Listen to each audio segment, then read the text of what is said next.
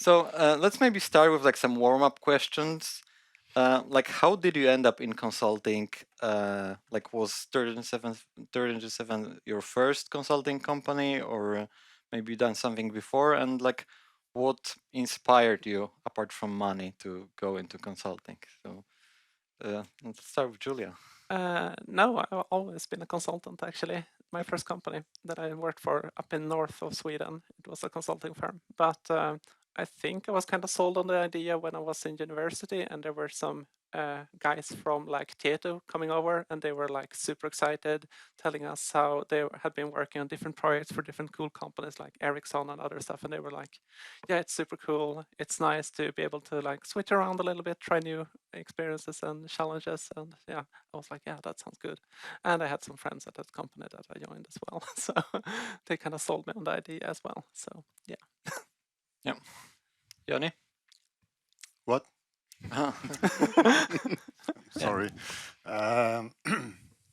Actually, I haven't done that much consulting before Thorén, a couple of years maybe, at smaller companies, but I've mostly worked in what you might call product companies that have their own solution, and I've been working with that. So you could say I'm new to consulting, considering my age. And what made you to switch into that direction? I got fired. Oh, that's a good reason. Fair enough. So Sarah is not a consultant, but you're working in a consulting company. So like, what attracted you here, or? I was stolen by him, the general manager of Lund. Oh yeah. Yeah, so Christoph stole me away. We have worked together at Apple previously in Apple retail. So yeah, I got stolen away, and he said the right words, which was about values, and it was about people, which is where I like that's where my passion is, obviously, and that was why I was at Apple for so long. I was there for 8 years. And that's why Christoph came in one day and said, "You are a new consultant manager." I'm like, "You're full of shit." And with love, yes, thank you, Christoph. And that's how I ended up here. And you regret that decision since then? I mean, there's been times. Not officially. Not officially. All right, Sam. What about you? I've been a consultant before. I worked for a product company, then I went into consulting, and I really didn't like it. I ended up going alone to a company and sitting there and kind of feeling as part of the team, but not really. And then I went like, nah, it's not for me. And I went to a product company again, or several different product companies. And eventually, when Thorén like knocked on the door, then it really sounded like an opportunity to be a part of a greater team, which is the kind of initial reason why I joined Thorén. Cool. So from like some experience working with clients, I like there are like two extreme ways, and we usually end up on like some way of the spectrum. Like some clients just treat us as kind of like a, soldiers to do execute orders, to like be a code monkeys, and like on some other clients, like we get to, or like we have to be a bit bossy and basically like fix their issues sometimes against their will. So I'd like to know, like, where do you find yourself on this spectrum? What kind of like consultant are you? And like, sorry. So maybe we'll start with Sam now. I just listen and follow orders. Yeah. That's typically what I do. Comes from your experience, right? I don't know. I think for me, consulting is a bit like parenting. Like if I could choose what my daughter will do, or just make sure that she's happy, then it would kind of end up being that I always give her sugar or ice cream, and she would be very happy and very content because that's what she wants. But I think that part of our role as consultants is sometimes to be the adult in the room and to try and say, like, look, I understand that you want sugar, but maybe what you really need is a nap. Julia, what do you think about it?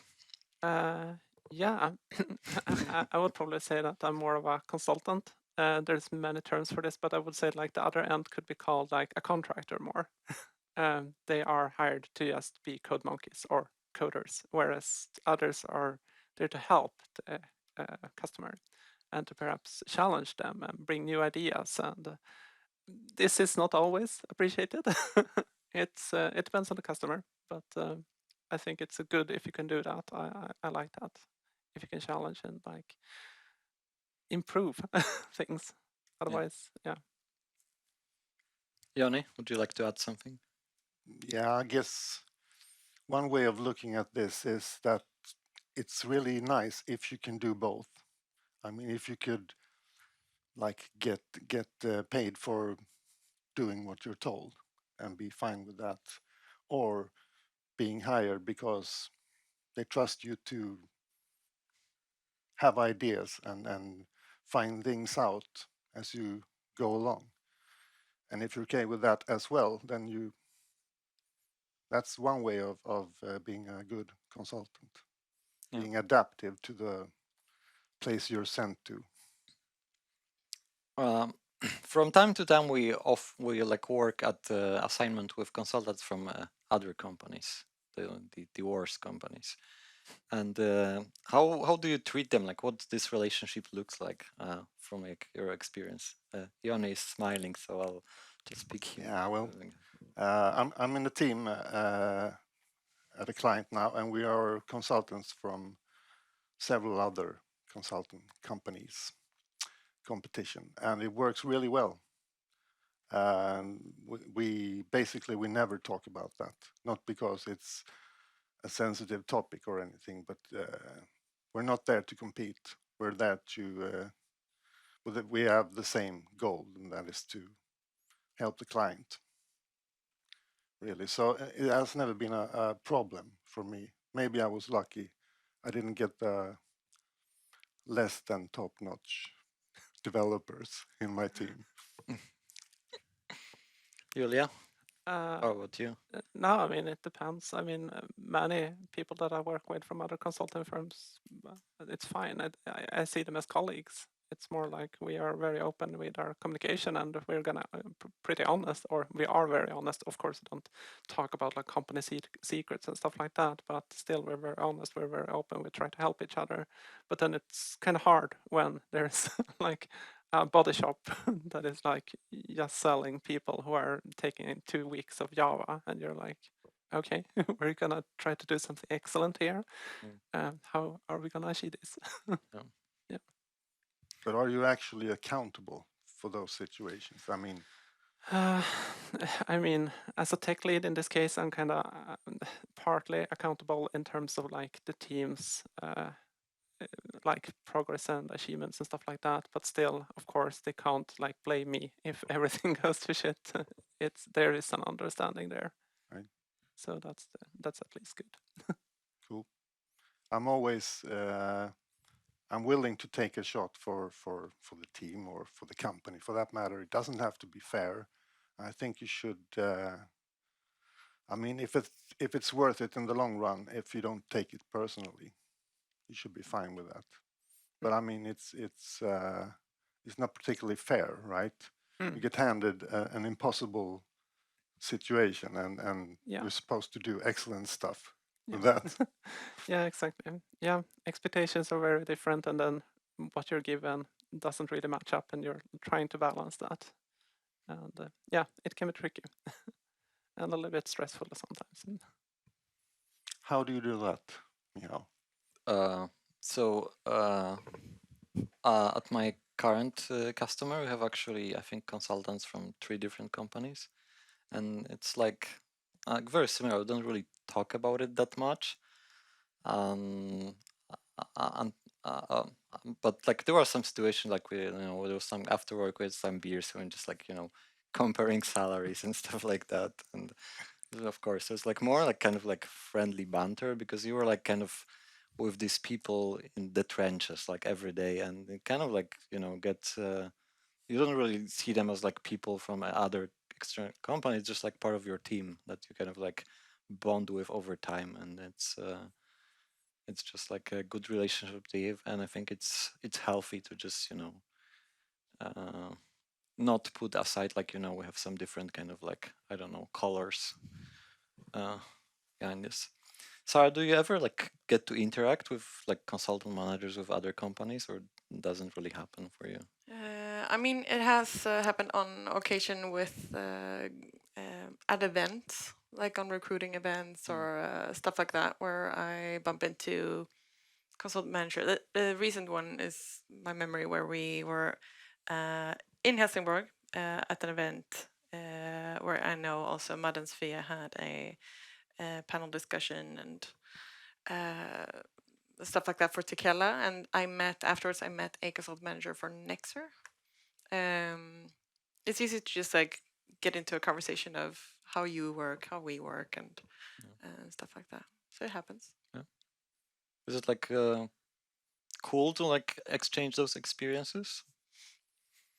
I think in that occasion, it made me grateful to not be in her shoes for several reasons. But I felt very proud to be at 1337. I felt just like the gratefulness and how proud I was for just the people in our company, and just it felt different, and I think that vibe came off me as well.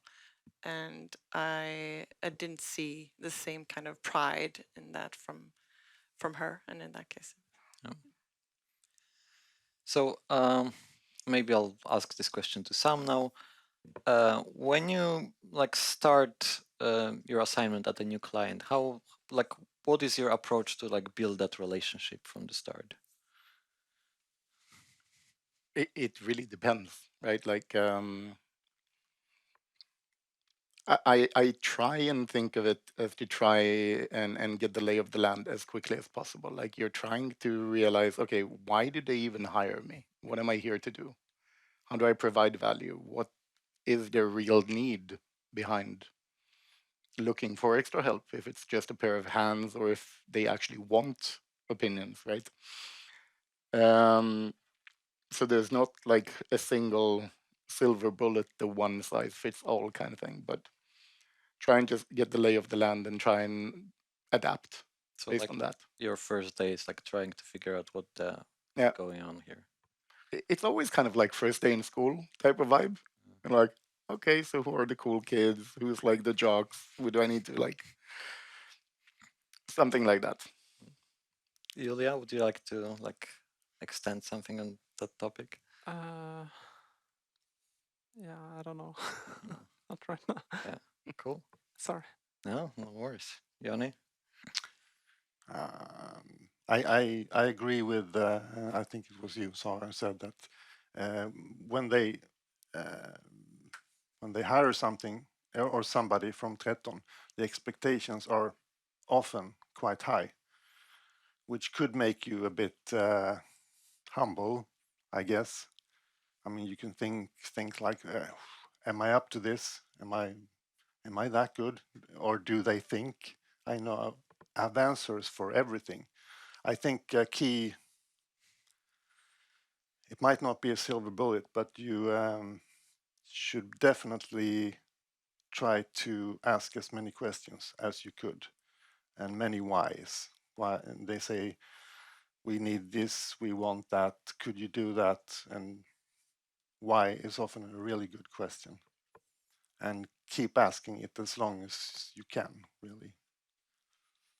Because at least bigger clients, it takes a lot of time to really get to know the political landscape, the organization, who has the money, who has the, is it the one that shouts the loudest that gets what he wants, or is it some other things? Maybe you don't have to get into all of that, but if you're interested, you should be, you should have big ears, especially in the beginning. I think the same applies for getting into like starting. For example, when I started here, it's like you say as well. It depends on what's in front of you, but also like who's all these people, what categories are they, or are there any? Just getting lay of the land, like you say, but also continue asking questions of why things are done a certain way. I think it's really important to always ask that, even if you've been at a client for 10 years or if you've been in a company for 10 years. You should always stop and ask, why is it that we do it this way again? I like very much what Arman was saying. Never promise something that you actually don't know if you're going to deliver. Don't do that just to, you know, look good, make a good first impression. That's always, or it's not guaranteed to backfire, but it's a high risk. So don't do it. That's my advice. Something I learned early in Apple was under promise, over deliver.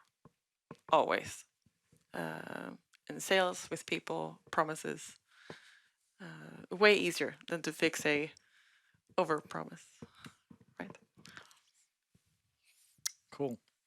So maybe I'll continue with Jonny. Like every now and then we get into some like maybe not nice situation, like some conflicts with clients. How do you like approach the situation? Do you think like you should solve them by themselves, or you like very quickly involve your manager? How do you approach this usually? Again, I'm a lucky person. I haven't been in that many serious, let's call them confrontations or troublesome situations. So I'm not an expert in that area. But I think you should try to remain focused on why you are there. What's best for the client, or for that matter, the relationship between your company, Thorén, and the client. It's easy to get caught in a sort of, oh no, they're angry at me, or the team dynamics doesn't work, and you get sort of personally involved, and that might cloud your vision, the purpose for you being there. And I'm tempted to say, apart from that, it depends. I mean, we're people. You should keep that in mind. We're not perfect. None of us are. So it's okay to have these conflicts, you can call them. In fact, they could be creative as well. If you give people a chance to maintain some of their pride. You shouldn't, I mean, you shouldn't corner people. You shouldn't put them in a place where they have nowhere to go. You should always leave a door open to let them be able to say they're sorry, or say they're wrong, or leave them a way out, so that we sort of can end the conflict if it's a bad one, or if it halts the delivery. I think that it's also important to remember your own mental health, and to also somewhat prioritize yourself, not always think about companies. You have to also remember that you need to be alive as well as a person. You can't sell yourself completely. You have to have some, I don't know, integrity. You have to live your life. Everything isn't work, and everything isn't the company and the customer. There is something else in your life as well. And if you forget that and don't live or think about your own mental health, things can turn bad. I've worked with people that have been like, I don't know, on sick leave for a very long time due to mental health issues because they couldn't take the stress. So you have to be aware of those things, and you have to talk to your consulting manager about these things. And so if you really feel bad about something, it's not your fault. You have to voice it, and you have to like remember it's okay to feel bad. And so yeah, I just wanted to raise that aspect of it as well. I think that's a very good point. Depends on who you are. If you, we've heard about different personality types before. And if you have tendency to be neurotic, be aware. You could get like swallowed up in these work things until it gets all there is, and then you're in trouble. I think it's very good advice to take help from your manager or your colleagues, for that matter. I personally I lead a team, and I try to foster the thought that you should never feel alone with something. You should never be alone to solve a problem or try to figure something out, something difficult. We work best as a team, and that's. I mean, if the team doesn't work, then and we are just a couple of individuals, then that's a problem. So you have to have someone you trust with your problems. That's important. Sarah, how early you like to be involved by your consultants when something wrong happen? Is it like Just digging deep right away, aren't we? uh, How early I would like to be involved? like when you have like some conflict situation? So like do you want to know straight away, or do you want them to like solve issues by themselves first? And I think that it depends. Generally, my quick answer would be absolutely involve me right away. But I think also I kind of take into account that please raise frustrations with me before they become a problem, so that you have a dialogue to kind of catch things before you're like at the end of just gonna take one more straw until it's too late. Like, and because of that, I would rather say just lift frustrations early before they can become a problem. It's way easier to handle for me as a consultant manager when we have an open dialogue of how people are feeling, how assignments are going, so we can kind of mitigate issues for client, but also and most foremost, mental health, work-life balance, and all of that stuff. So early. I actually had a manager who told us, or me, that don't come to me with your problems. Come with solutions instead. Was it Christoph? No, it was not in this company. It was a long time ago. Just check. I've had managers like that as well. Some of them were alcoholics. So yeah, Okay. I mean, you need to be able to talk about problems as well. How else are you going to find solutions? You can't be like, yeah, I've identified this problem. I have a solution right away. Fine. I mean, there's no discussion there. I mean, sure, you could have ideas, but I don't see it like it feels more like, don't come to me. That's the impression I get from that message. And I think it's kind of bad, actually. I don't know. It seems like that there is two different types of talking to your manager. Yeah. Like one type would be making sure that our company is in the loop, right? Like in case anything goes bad, you need to be aware of this, while you can still try and fix things on your own. And the other would be like, oh, Sarah, I need your input about this and this idea that I have. I'm trying to do this. So I don't know. I think that in most cases, like, first thing I'm trying to remind myself, at least in conflicts and generally with clients, is like, assume good intentions.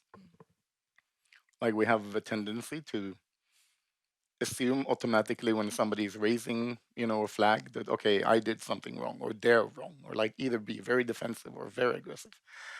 While at the end of the day, it's oftentimes a lot more productive to try and understand, okay, but I understand there is a problem, but can we try and find a constructive way forward, right? We're all on the same side here. Let's agree that this outcome is not good. What would be a favorable outcome, and how do we get there? And then either like inform the consultant manager or not if they're an alcoholic. And I mean, Yeah. it's way easier to just have the positive intent in it. Like you also said, like even if you're different, like from different consultant companies, for example, you're still moving to the same target or the same goals. to work together. So when there's conflict, there should still be like, okay, but we have to solve this and believe the best of solving the solution. Well, in my limited, experience, I never had a problem with a different consultant company. I think in most cases it's really about like, okay, so you get paid from one company, I get paid from another, but we are all here to solve the same problem. Usually it's like that, and that's like constructive when it is like that. So then you can get somewhere. So, I also, I like that question because it's not perhaps obvious to a technology-inclined consultant to consider those kinds of skills, to handle conflicts, to lead yourself in a good manner. That's not maybe the top of your list of things to learn, but it might save you a lot of trouble if you do invest in those kinds of skills. That's my experience, at least. mhm. I was about to like switch off from a client relationship to a different topic, but I really like the question on top, so I'm gonna use it. What kind of clients would you say no to work for, if any? And let's start with some. It's kind of funny because it really resonates with me. A couple of years ago, we were meeting all the designers and we were talking about what would be your dream assignment and making an Excel spreadsheet of that, trying to like see if we can help direct the type of clients we would like to work with, right? But on the other side, we actually also had a column for like, what type of companies or industries wouldn't you like to work with? And some people were like, we would never do gambling, or we would never do, porn, or we would never do this or that or that. And I was thinking to myself, and I'm like, I would not like to do anything relating to like the defense industries, right? I would not like to work on anything that might be weapons technology related. But I realized that we were like 5 people, we all came with very different, like this is where I draw my line in the sand, and all of them were valid. But the interesting part was that all of our very valid lines in the sand were very different. So personally, I wouldn't like to work with like defense industries. Jonny, do you have any like I'm thinking counter like preference? you're very privileged if you get to choose. I mean, money talks, right? And it's not that way for most of us, but I mean, should you blame the people working for the defense industry? I mean, they have their God forbid, it's not about that. yeah. I mean, it's like you have to, or you could have your personal preferences, but you should be aware of where you come from and that others might not have the same opportunities to pick and choose like you have. That's what I'm thinking. Other than that, I'll do anything. Everything for money. Yeah. If Christoph tells me to, I'll do it. Same.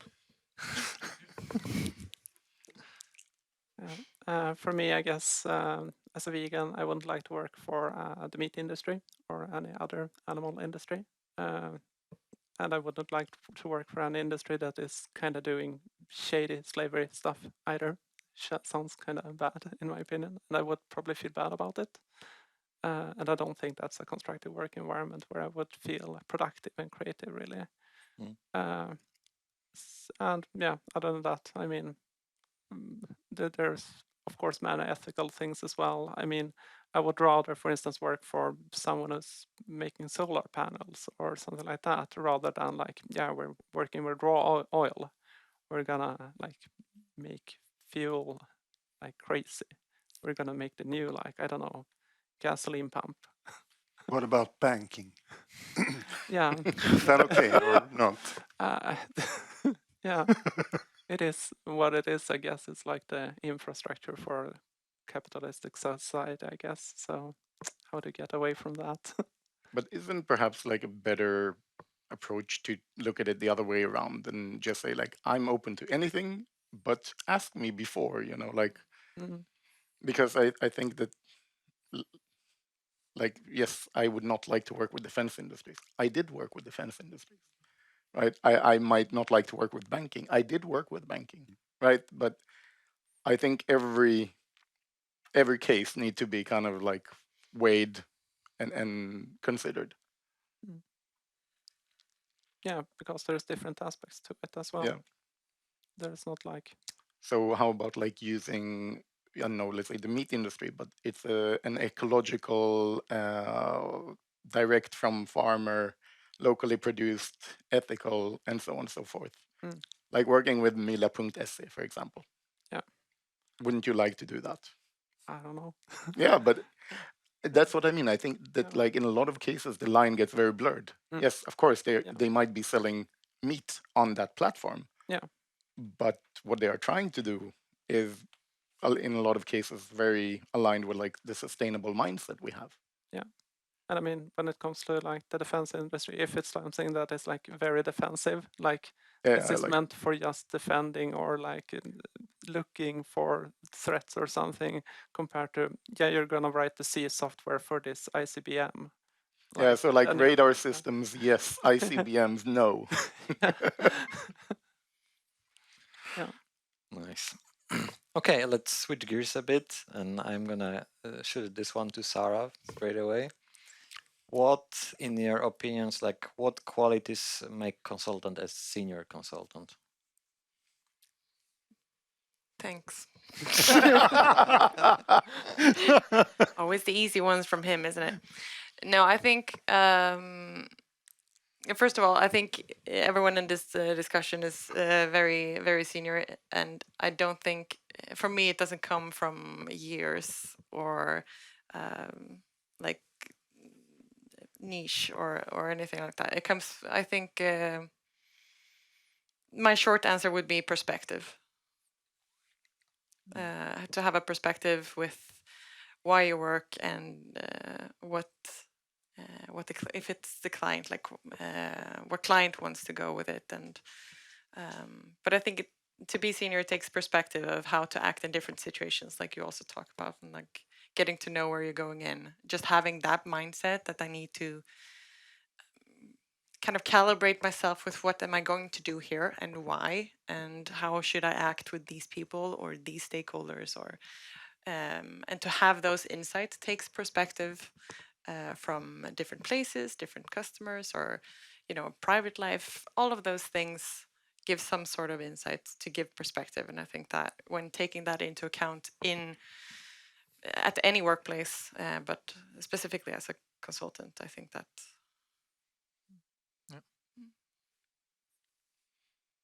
Wanna take it, Sam? Well, I think like part of the difficulty with defining a senior consultant is that we as a company never defined it, right? Like, and if you would ask 5 different customers, what do they mean by a senior software developer, they would have totally different like job descriptions. Hopefully all of them would know how to like write code in some way or another, right? But I kind of tend to go back to the very basic and be like, a junior would need steering and help. And then intermediate, you can take responsibility of your own deliveries. And senior would be able to take responsibility over, other people and what they deliver. But it still doesn't cut it, right? Like, and I had a case where I was like talking to somebody and he was asking like, why didn't this work or why didn't that work? And it was regarding a consultant in a different, context, and they were never taken seriously. And I'm like, well, it actually had nothing to do with the consultant. It had nothing to do with the knowledge they had. It's not that they did anything wrong. But as soon as you're putting somebody who's like 25 in a room filled with like 50-year-old, like middle-aged white men or whatnot, they are not taking them seriously. So it's a combination. I guess if you can put somebody in a room full of CEOs or a room full of developers, or like be adaptive to the environment, that in itself is seniority. Yeah, I mean, I can't but agree. I think both of you have great points, and yeah, other than that, it's more like I guess like technical stuff. Like you should have a level of competence that is quite high, and there's quite a lot of like developers who are considered consultants that might not know what is kind of like, I don't know, would, I don't know, make them stand out a little bit. If you're just one among the others and you don't really know, for instance, I mean, if you've worked 20 years and you don't know anything about like architecture or how to structure things, then you're like, how have you missed this? Like, how have you not interested yourself in this, and how haven't you learned any of this? It's kind of interesting from that perspective, but yeah, I mean, that's like technical stuff and requirements, and it varies a lot from assignment to assignment, of course. I tend to agree with you. I mean, the more difficult it is to describe what you're actually supposed to do, what value you're supposed to bring in, the more senior you are, the better. If the assignment is really straightforward and the requirements are very clear, you could go with a less experienced person, I think. But if the requirements are like vague and even you might even suspect that they say they want one thing, but actually it's not about that. It's about a totally different thing. If you can figure that out, that takes some well, experience, I guess. Yeah. You don't do, if you're fresh out of university or whatnot, they don't teach you how to navigate complex organizations and do politics and stuff like that. But if you work in several different places and during several years, you whether you want it or not, you get aware of these things as well. So it's a question about if you need, if a client needs those kinds of skills or awareness or not. And also I think it's about risk management in some way. I mean, you could like, I know this guy, he's a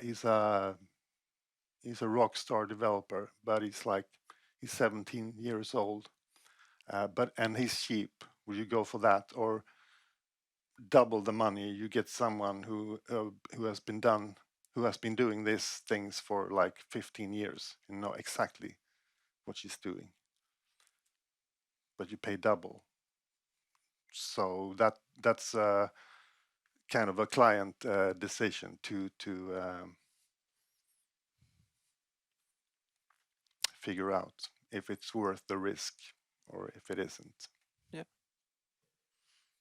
And that also relates to the company you work for. I mean, if the company you work for has a good reputation, that also plays into the expectations, whether you're senior or not. I mean, consultants from Thorén are, I think, in my experience, considered to be, I would like to say better than everyone else. But yeah, really, it's the impression I get. Mm-hmm. So Thank you you. can say we're all seniors compared to the rest of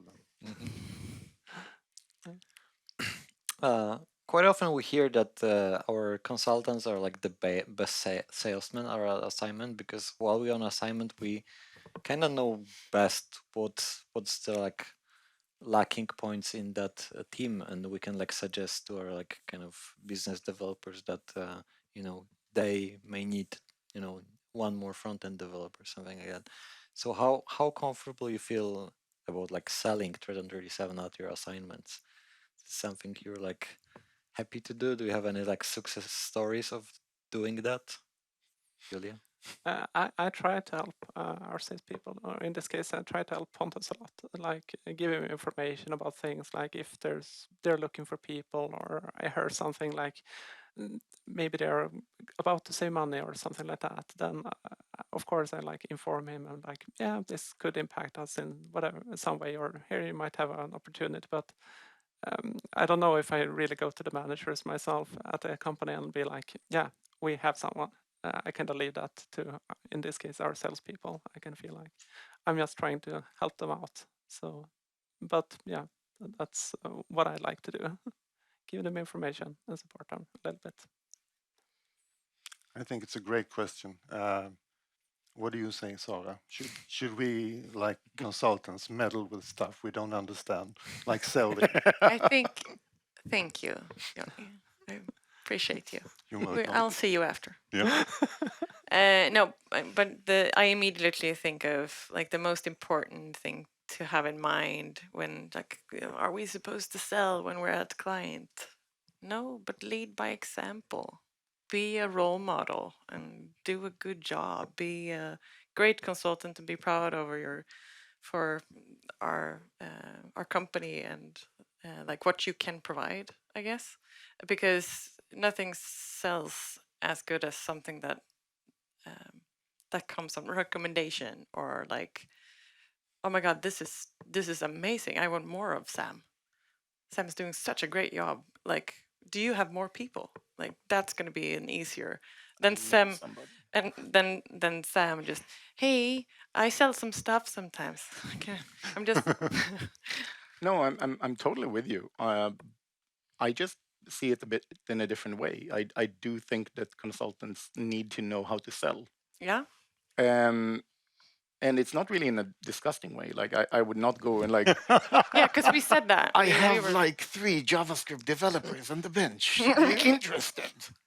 It's not going to be that, but I mean, you do need to know how to sell because from the first interview of yourself as a consultant, you are selling yourself. You are representing 1337. And with your deliveries, you are still representing yourself and 1337. So of course you have to, make a promise. And then you have to actually like live up to the promises that you made. That's what you would be judged upon. I don't know if I can like relate to success stories, but like, are you still in the dialysis clinics? Yeah. So yes, there you go. That's like probably I was starting it a while back. And when I left, then we had, designers taking over, engineers taking over, but somehow good things have a tendency to grow. So it's not that you actually have to be like, oh, but we have Michał, he's awesome. Instead, you just like, if you do a good job, they would come. Yeah. But Sam, are you saying like this should be, you should be aware of this? Is it that important, your role as a representative for your company? I would take it a step further. I think consultants should go on sales meetings. I think consultants should be active in selling and finding assignments. I think if you're on the bench and you have an idea of something you would like to work with, you should actively try and reach that. But that is just about being driven. So it's not just about when you're on assignment. Is that something that you should be aware of? It's like, of course, yes, but also when you're on the bench, or if you see an interesting area or an interesting company you would like to work with, something which historically has been really good about Thorén is that we as a company are very open to ideas. So if people come with an idea and they want to work with, I don't know, a certain startup or a certain industry, or start a podcast, or I don't know what, like we as a company usually could support that. And I think if nothing more, then yes, you need to be aware of it, but take advantage of it. use it. I was afraid you were going to say that. What is your response? My response, of course, depends on. I mean, if you have something that really gets you going, you have a special interest, or you something that you really like to pursue, look for opportunities. Like Sam says, this is a company that encourages that, which is great, I think. So you have every opportunity. I wanted to add a tiny disclaimer, though. I don't think that your performance as a software developer should be measured by how many other developers you sell. So an important asterisk here is that it's a nice add-on skill, but I don't think it is something you should be measured on. Somebody asked me once if we should use bonuses in the company, to encourage salespeople to sell more. I'm like, no, it's their job. They need to sell. So if I'm paying a salesperson, I assume that they sell. If I am paying a software developer, I don't assume that they sell.